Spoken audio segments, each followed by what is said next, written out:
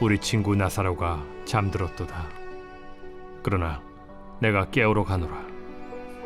주여, 잠들었으면 낫겠나이다. 예수는 그의 죽음을 가리켜 말씀하신 것이나 그들은 잠들어 쉬는 것을 가리켜 말씀하심인 줄 생각하는지라.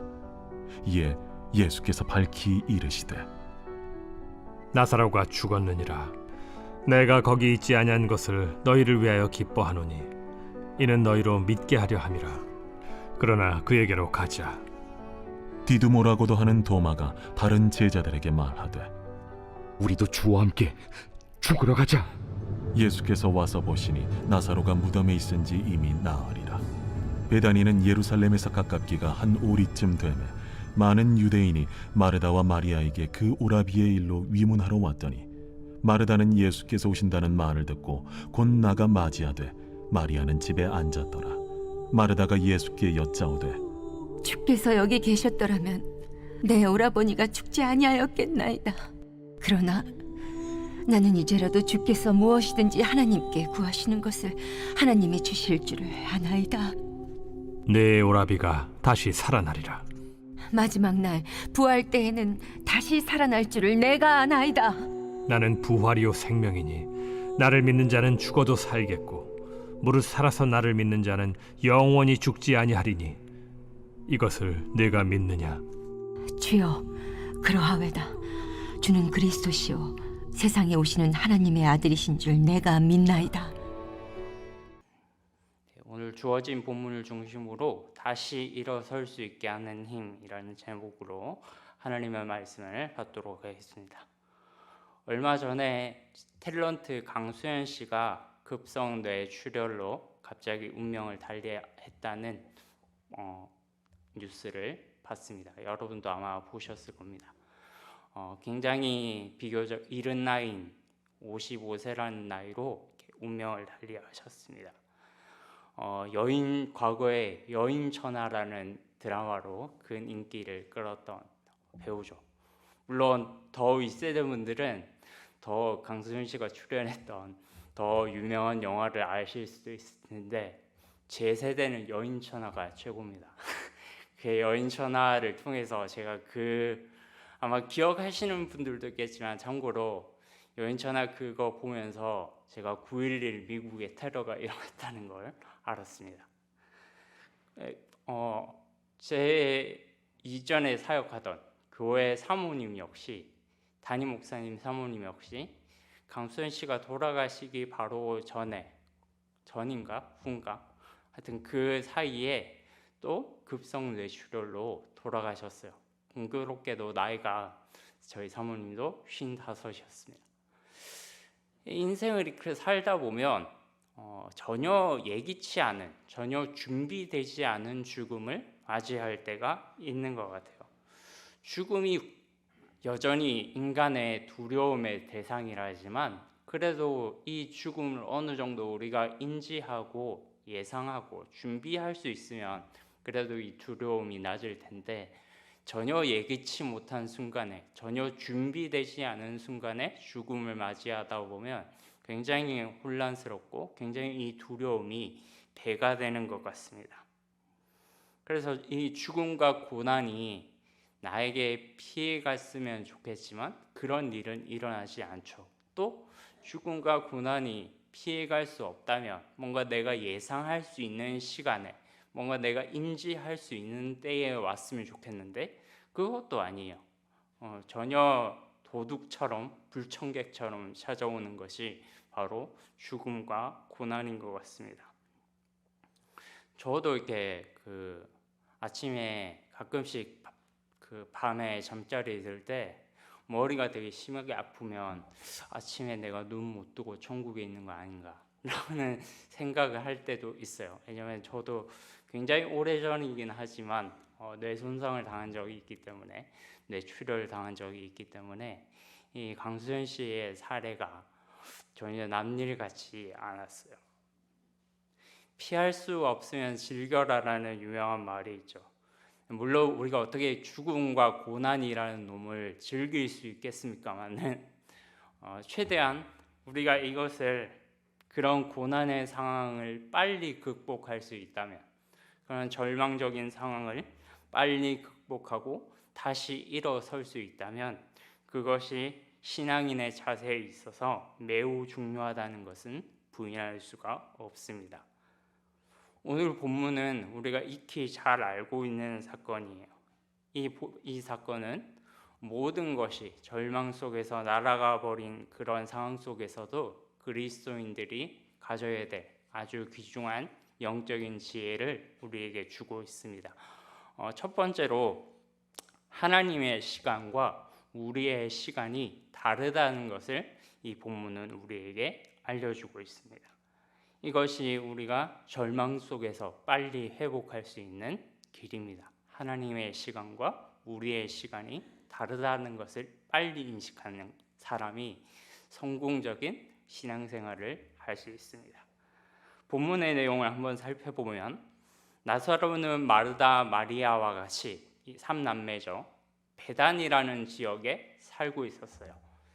아마 부모님은 계셨는지 안 계셨는지 모르겠고 아마 나이대로 봤을 때 결혼을 안 한 것 같아요. 나이는 충분히 저같이 이제 결혼이 가득 찬 그런 나이인데 결혼을 안 하고 3남매가 모여서 살고 있었던 것 같습니다.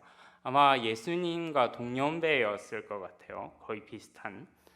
오늘 이 세 남매는 예수님을 진심으로 사랑했고 또한 예수님도 이 남매를 정말로 좋아했고 사랑하셨고 신뢰하셨습니다. 굉장히 깊은 친밀한 유대 관계를 예수님과 나사로 남매 사이에 맺고 계셨죠. 그래서 3절에 보면 오늘 보면 5절에 보면 예수께서 본래 마르다와 그 동생 나사로를 사랑하시더니 라고 되어 있습니다. 예수님께서 특정 인물을 가리켜서 이 사람은 내가 사랑하는 자다라고 이렇게 지칭하시는 경우가 굉장히 드물거든요. 요한복음을 경우에서 보면 요한복음 나중에 21장 후반부에 가보면 예수님께서 사랑하시던 그 제자라는 언급이 있습니다. 물론 이제 아마도 요한을 가리키는 거겠죠. 그것 외에는 예수님께서 이렇게 직접적으로 예수님께서 사랑하시는 자라고 언급하시는 경우가 없습니다. 그만큼 이 나사로 남매와 예수님과의 관계가 아주 친밀했다는 것을 뜻하죠. 근데 이 오빠가 어느 날 죽을 병에 걸렸습니다. 정말 위독한 병에 걸렸어요. 그래서 너무나도 놀란 나머지 아직 젊은 나이였을 텐데 아직 죽기에는 준비가 되지 않은 그런 이른 나이였을 텐데 그래서 너무나도 놀란 나머지 이 여동생들이 예수님께 빨리 사람을 보냅니다. 주여 어서 오셔서 빨리 우리 오빠의 병을 치유하여 주시옵소서 라고 말하지 않고 3절에 보면 이런 말을 해요. 예수님께 사람을 보내서 하는 말이 주여 우리 오라버니가 병들었습니다 이렇게 말하지 않고 주여 사랑하시는 자가 병들었나이다. 제 생각에 이걸 아마 굉장히 자기들이 제 추측입니다만 제 생각에 이것은 자기들이 예수님과 굉장히 친밀한 관계라는 걸 강조해 갖고 예수님께서 최대한 빨리 오실 수 있도록 최대한 우리의 요청을 거절하지 않을 수 없도록 하려는 고도의 전략이 아니었을까 제 생각. 아마 그랬을 것 같아요. 주여 우리 오라버니가 병들었습니다 이렇게 말하면 될 텐데 주여 사랑하시는 자가 병들었습니다. 굉장히 예수님과의 친밀한 관계를 강조하면서 예수님께서 도저히 오시지 않으면 안 되는 도저히 요청을 거부할 수 없도록 하는 그런 거겠죠. 근데 이 말씀을 하시고 예수님께서 아주 의미심장한 말씀을 하셨습니다. 우리 11장 4절인데요. PPT는 없습니다만 혹시 같이 성경을 같이 읽을 수 있으면 읽었으면 좋겠습니다. 11장 4절 말씀 같이 읽겠습니다. 시작. 예수께서 들으시고 이르시되 이 병은 죽을 병이 아니라 하나님의 영광을 위함이요 하나님의 아들이 이로 말미암아 영광을 받게 하려 함이라 하시더라. 지금 예수님은 뭔가 굉장히 이상한 말씀을 하시고 계시는 듯이 보입니다. 이 병은 죽을 병이 아니라고 했는데 실제로 나사로는 죽었거든요. 그것도 예수님께서 베다니에 당도하셨을 때 이미 나사로가 죽은 지 나흘이나 지났어요. 그리고 이어서 예수님은 나사로의 병과 죽음이 하나님의 영광을 위함이다. 더 구체적으로 이것을 통해서 하나님의 아들이 영광 받으시기 위함이다. 영광을 얻게 될 것이라고 말씀하셨습니다. 이 영광이라는 것은 우리가 익히 잘 알고 있듯이 뭘 가리킵니까? 예수 그리스도의 부활을 가리킵니다. 즉, 이 나사로의 죽음과 이 나사로의 죽을 병과 또 그로 인한 죽음과 예수님께서 장차 이제 나사로를 살리시는 그 사건을 통해서 예수님께서는 십자가에서 받으실 고난과 또 우리를 위한 대속적인 죽음과 부활을 예표하는 것이라고 할 수 있죠. 이것이 오늘 본문에서 요한이 우리에게 전달하려는 가장 큰 목적입니다. 자, 그런데 이 나사로의 죽음이 이러한 하나님의 커다란 목적을 갖고 있다 보니까 필연적으로 인간의 기대와는 예수님의 그 기대와 인간의 기대가 뭔가 어긋날 수밖에 없어요. 우리가 아까 5절에서 주님께서 나사로 남매를 굉장히 사랑하셨다라고 했잖아요. 그러면은 인간적인 생각으로 여러분 어떻게 말을 해야 되겠습니까? 나사로와 그 남매를 너무 사랑하셔서 나사로와 그 사람에게 이르시기를 오냐, 내가 빨리 가서 나사로를 치유해 주겠다. 이런 말씀을 하셔야 좀 정상적인 그런 논리가 될 텐데 6절 말씀을 한번 보세요. 나사로가 병들었다 함을 더 들으시고 그 계시던 곳에 이틀을 더 유하셨다라고 되어 있습니다. 5절과 6절의 관계가 이해가 되십니까? 나사로를 너무 사랑해가지고 나사로와 그 남매를 너무 사랑하셔서 지금 근데 거의 죽을 병에 걸려서 오락가락 하고 있다는 소식을 들으셨어요.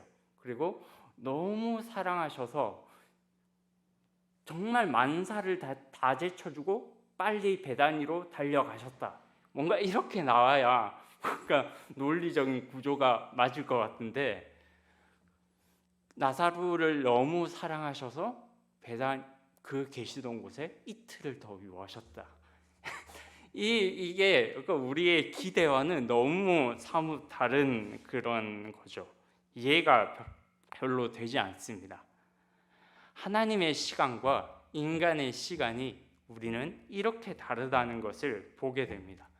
이 땅에서 고난을 당할 때 흔들리지 않을 수 있는 가장 중요한 믿음의 원리는 하나님의 시간과 나의 시간이 다르다는 것을 최대한 빨리 인식하고 인정하는 것입니다. 물론 이것을 인정하기까지는 시간이 굉장히 오래 걸려요, 사실상. 그리고 그렇게 투쟁하는 가운데 믿음이 자라게 됩니다. 혹시 이것에 대해서 좀 더 깊이 알고 싶으신 분은 박영선 목사님이라고 하시는 분이 계세요. 남포교회 옛날에 굉장히 유명하셨던 분인데 지금도 유명하시지만 거기에 보면 시간 속에서 일하시는 하나님이라는 책이 있습니다. 혹시 그 책을 한번 꼭 읽어보시기를 바랍니다. 우리는 이렇게 하나님의 시간과 우리의 시간을 이해하지 못해서 그 기대에 어긋난다는 걸, 그 밸런스를 맞추지 못해서 당혹감을 감추지 못하는 일이 종종 발생합니다. 21절에 보세요. 21절에 나오는 마리아의 절규를 한번 보세요. 그리고 32절에 나오는 마리아의 절규를 한번 보세요. 하나님의 시간과 나의 시간의 차이를 인정하지 못하는 우리의 절규와 똑같지 않습니까? 주께서 여기 계셨더라면 내 오라버니가 죽지 아니하였겠나이다. 주께서 여기 계셨더라면 내 오라버니가 죽지 아니하였겠나이다. 이걸 다른 말로 바꾸면 뭐예요? 주님, 저는 당신이 내 오라버니의 병을 충분히 고칠 수 있다는 것을 알고 있습니다. 그리고 이 죽을 병을 통해서 하나님께서 영광을 받으실 거라는 걸 알고 있습니다. 근데 중요한 거, 왜 제가 필요로 할 때 계시지 않으셨습니까? 우리의 항상 하나님에 대한 실망, 세상을 살아가다가 하나님께 대해서 우리가 실망할 때 항상 그런 것 같아요. 우리는 신앙이 있어요. 우리는 절대 하나님을 저버릴 생각이 없어요. 저도 마찬가지고 여러분도 마찬가지겠죠. 늘 그 믿음 안에 살고 싶습니다. 근데 우리가 종종 하나님께 대하여 실망하는 순간이 있죠. 왜 내가 필요로 할 때, 제가 당신을 필요로 할 때 당신은 항상 제 옆에 없습니까? 내가 이렇게 어려운데, 내가 지금 숨이 꼴딱 넘어갈 정도로 너무나도 고되고 힘든데, 내 자식이 정말 원하는 대학에 번번이 떨어져서 정말 그런 좌절의 순간을 보내고 있는데, 내 남편이 승진에 거듭 실패해서 정말 우리 집안이 거들날지도 모르는 그런 상황 가운데 있는데 너무나도 힘들고, 나는 우울증 때문에 하루에도 수십 번씩 약을 먹고 악한 생각을 하고 그렇게 정상인이 아닌 것처럼 살아가고 있는 것 같은데, 왜 하나님은 제 옆에 계시지 않는 것 같습니까? 지금 제가 이렇게 필요로 하고 있는데, 지금 제가 당신을 이렇게 필요로 하고 있는데 왜 하나님은 제 옆에 계시지 않습니까? 라고 하는 것이 우리가 하나님께 실망하는 종종 그런 것 같아요.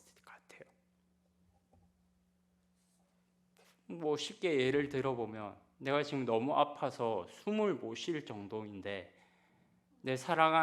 나를 가장 사랑한다는 아내라는 사람이, 나를 가장 사랑한다는 남편이라는 사람이 직장일 바쁘다, 물론 바쁘겠죠. 직장일 바쁘다는 핑계로 내 병상에 당연히 그 사람이 있어야 되는데 없어요. 그러면 얼마나 실망하겠습니까? 제가 예전에 교회에서 어떤 집사님께 이런 말을 들었어요. 목사님, 결혼하시면 만약에 아내가 임신하면 원하는 거 다 들어주라고. 제가 그래서 그러면서 본인이 하시는 말씀이, 20년이 넘을 때 그 집사님이 임신을 하셨을 때 남편이 아주 이렇게 무뚝뚝하게 대했대요. 원하는 것도 별로 들어주지 않고 그냥 별로 혼자서 방치된 것처럼 지냈대요. 근데 그게 결혼한 지 20년이 훨씬 지났는데 지금도 뼈에 사무칠 정도로 남편이 밉대요. 목사님, 그래서 아내가 나중에 임신하시면 원하는 거 마음껏 해주세요. 그거 농담 아니고 진짜 평생 가요. 이렇게 말씀하시는 것을 들었습니다. 우리가 얼마나 이렇게 당연히 옆에 있어줘야 될 때, 옆에 사랑하는 사람이, 나를 가장 사랑한다는 사람이 옆에 있지 않으면 그만큼 우리의 실망감은 배로 커지게 되죠. 주님의 시간이 내 시간과 이렇게 다르다는 걸 인정하는 것은 그만큼 오랜 시간을 요구합니다. 좀 익숙해졌다 싶은데 여간해서 익숙해지지 않는 것이 이 부분인 것 같아요. 근데 이 진리를 깨닫는 자가 승리하는 신앙생활을 할 수 있습니다. 이 진리를 빨리 깨달으면 빨리 깨달을수록 그만큼 이 땅 가운데서 행복과 기쁨이 넘치는 신앙생활을 할 수 있게 됩니다. 성령께서 오늘 이 자리에 모인 우리 모두에게, 저도 마찬가지고 우리 모두에게 기름 부어 주셔서 그 진리를 빨리 깨닫고 주님 앞에 나오도록 하시는 역사가 있기를 축원합니다. 두 번째로, 우리가 정말 절망과 적인 상황 가운데 있을 때 빨리 일어설 수 있게 하는 힘은, 우리가 고난과 죽음 속에서 다시 일어설 수 있게 하는 그 힘은 바로 부활 신앙을 갖는 것입니다. 물론 이 자리에 있는 계신 성도님들 대부분이 부활 신앙을 갖고 계실 거예요. 근데 마르다와 예수님의 대화를 통해 이걸 좀 더 깊이 생각해 봤으면 좋겠습니다. 23절에 보면 주님께서 마르다에게 이렇게 말씀하시죠. 내 오라비가 다시 살아나리라. 그러니까 마르다가 뭐라고 대답합니까? 24절에 마지막 날 부활 때에는 다시 살아날 줄을 내가 믿습니다. 내가 알고 있습니다. 자, 지금 마르다에게 부활 신앙이 있습니까? 없습니까? 네, 있죠. 근데 마르다가 가지고 있는 부활 신앙에 한계가 있어요. 예수님은 지금 현재 너의 오라버니가 살아날 것이다. 지금 네가 눈으로 지켜보고 있는 이 순간에 너의 오라버니가 살아날 것이다. 근데 마르다는 뭐라고 말해요? 그런 일은 마르다의 머릿속에 상상도 할 수 없는 일이거든요. 그러니까 마르다는 뭐라고 말해요? 먼 미래, 종말적인 부활의 상황을 얘기하죠. 마지막 날 부활 때에는 내가 다시 살아날 줄을 믿습니다.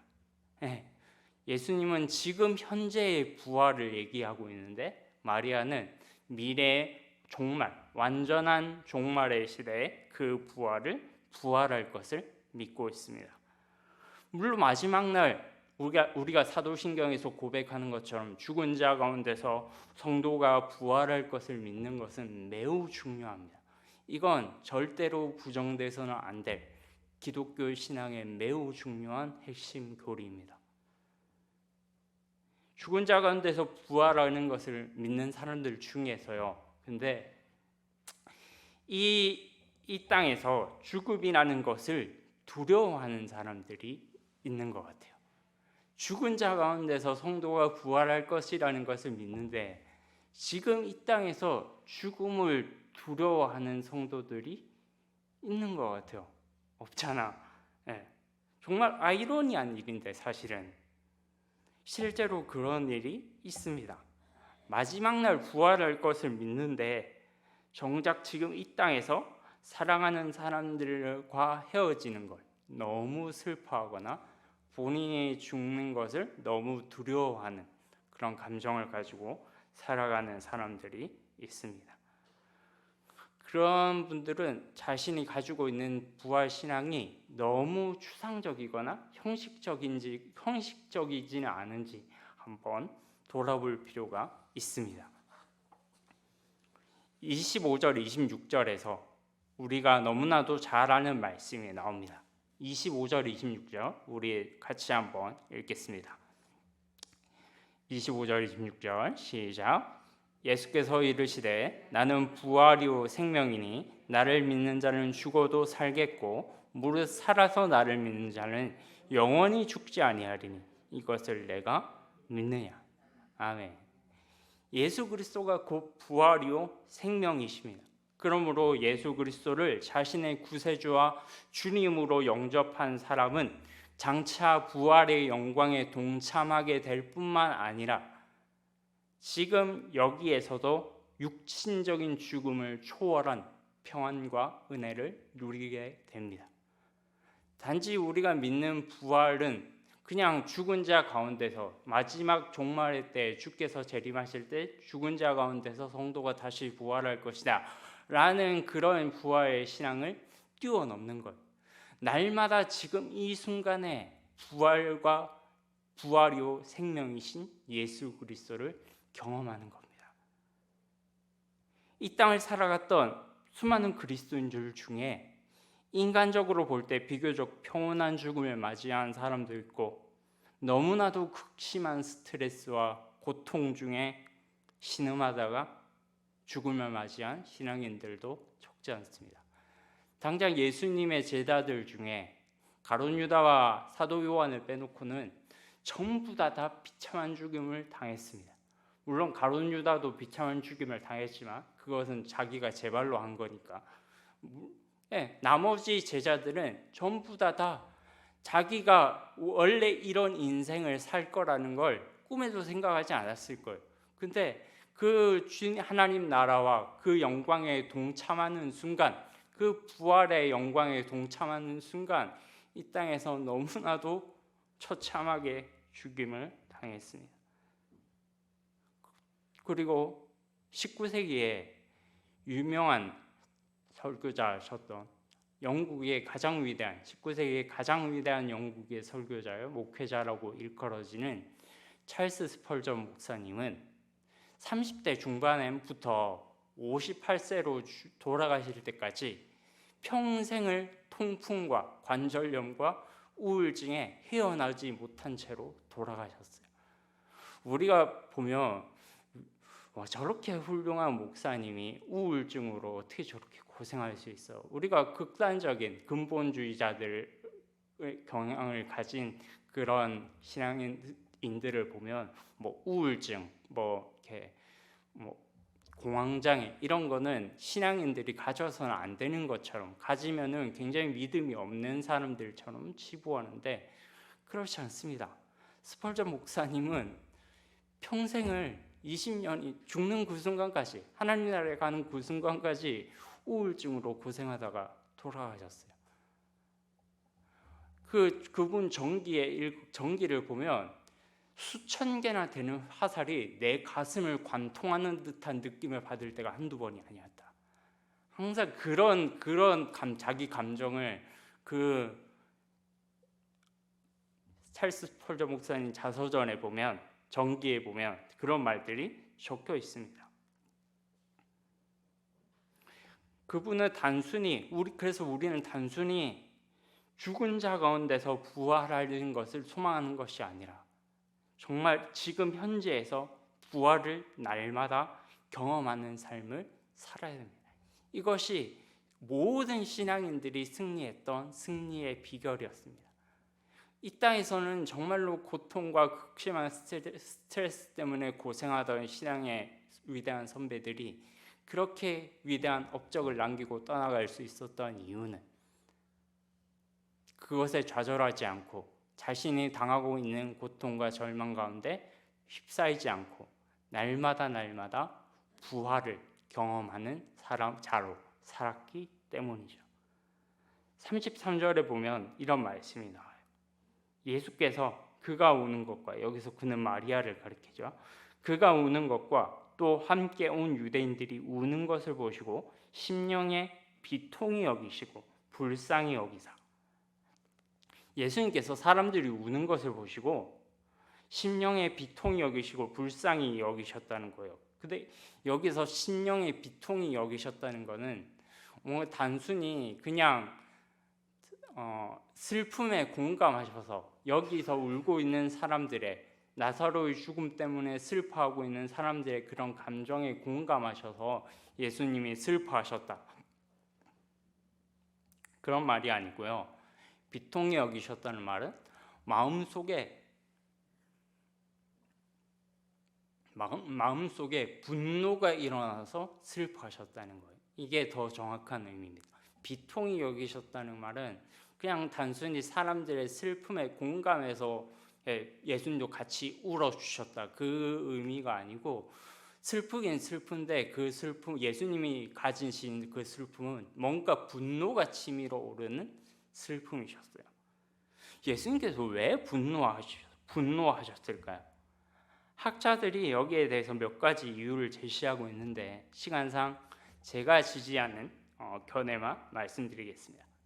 예수님께서 분노하시면서 슬퍼하신 이유는 울고 있는 사람들 때문에 분노하신 게 아니라 부활이요 생명이신 자신을 눈앞에 두고도 여전히 조롱하듯이 웃고 있는, 인간을 죽음의 지배 아래 놓이게 하려는 사탄의 권세를 분노하신 겁니다.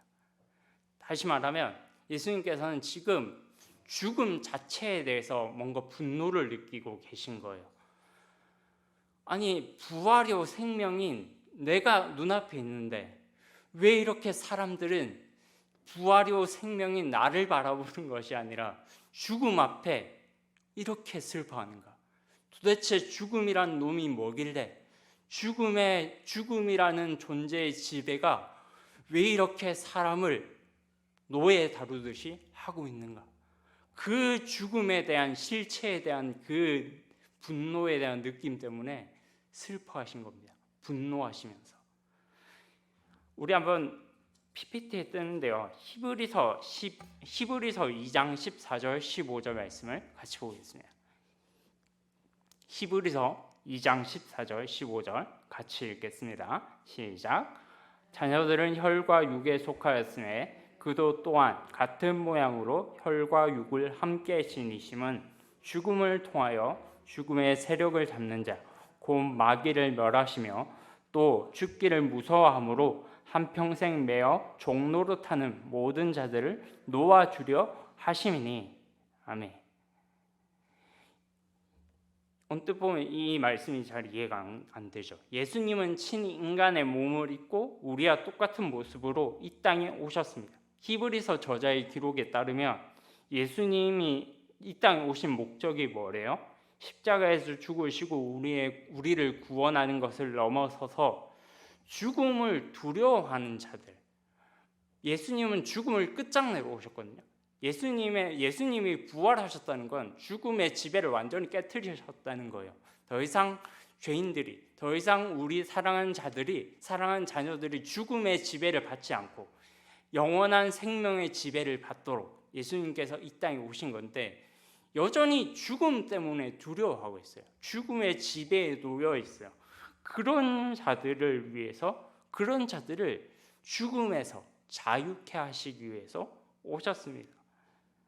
지금 주님은 요한복음 11장에서 부활이요 생명이신 주님이 눈앞에 있어요. 근데 이렇게 많은 사람들이 한낱 죽음 앞에서, 물론 죽음이 두렵지만 그건 세상에 속했을 때 얘기고, 세상에 속했을 때는 죽음에서 어떤 해결책도 발견할 수 없어요. 어떤 해결책도 발견할 수 없고 사탄이 그냥 끌리는 대로 끌려갑니다. 그런데 이제는 부활이요 생명이신 예수 그리스도의 생명이 우리 안에 있어요. 그래서 우리는 죽음을 더 이상 지배를 받을 필요가 없습니다. 근데도 왜 죽음의 지배 아래 놓여 있는 생활을 하고 있느냐? 왜 죽음에 매여 종노릇하는, 스스로 종이 되려고 하는, 스스로 죽음의 지배에 매여서 종이 되려고 하느냐? 왜 부활이요 생명이신 나를 보지 않느냐라고 하는 겁니다. 그래서 오늘 주님께서 우리에게 물으시는 질문은 이것입니다. 너는 지금 부활을 경험하고 있느냐? 마지막 날 우리가 죽은 자 가운데서 다시 살아날 것을 믿는 건 당연히 우리의 신앙 고백이고, 지금 이 순간에 너는 부활을 경험하고 있느냐? 바라기는 부활이고 생명이신 우리 주 예수 그리스도 안에 거하시면서 날마다 새롭고 날마다 더 강해지고 날마다 더 기쁨이 넘쳐나는 생활이 있는 그런 기쁨과 소망 가운데 신앙생활을 하는, 부활을 경험하는 우리 모든 성도님들이 되시기를 주님의 이름으로 축복합니다. 살아계신 하나님 아버지, 은혜를 감사합니다. 나는 부활이요 생명이니 나를 믿는 자는 죽어도 살겠고 무릇 살아서 나를 믿는 자는 영원히 죽지 아니하리라. 이것을 내가 믿느냐라고 말씀하신 주님, 오늘 다시 한번 우리의 부활 신앙이 어떤 효력이 있는지 다시 한번 점검해 보기를 원합니다. 예수님께서 부활하시고 그 죽음의 지배를 깨뜨리신 것은 우리가 이 땅에서 경험하는, 이 땅의 죽음의 세력을 잡은 자 사탄이 우리에게 주려고 하는 수많은 것들을 해방시키고 다시금 우리에게 새로운 소망과 은혜를 주시고자 하는 것일진데, 우리는 너무나도 그것을 멀리 느껴지고 마치 마지막 날 최후의 때에 부활할 것만 생각하고, 오늘은 그냥 죽지 못해서 맞지 못해서 살아가고 있는 성도들이 얼마나 많은지 모릅니다.